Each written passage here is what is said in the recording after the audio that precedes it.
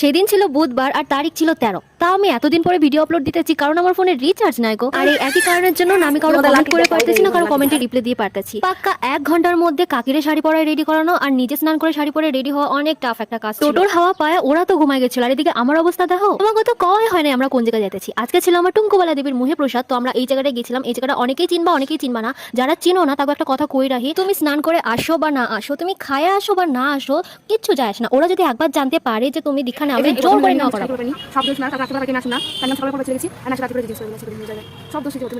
বেচারিরে ignore করো আর উপরে চলো। ফুলকুমারিরা ফুল দিয়ে সাজানোর পরে আমরা ফাইনালি ঘরের ভেতরে ঢুকছিলাম। আর এই জায়গায় ও ছাড়া আরো দুটো কিউট কিউট বেবি ছিল, তার মধ্যে হচ্ছে এটা একটা। ওরা তো আমার খুব ভালো লাগে। এরপর ব্রাহ্মণ ঠাকুর আর ওর মামা প্রসাদ খাওয়ানোর পরে ওরে বাইরে নিয়ে আসা হয়েছিল, আর সেই জায়গায় দাদু নিজের বউরে প্রসাদ খাওয়াইছিল, আর ধীরে ধীরে সবাই খাওয়াইছিল।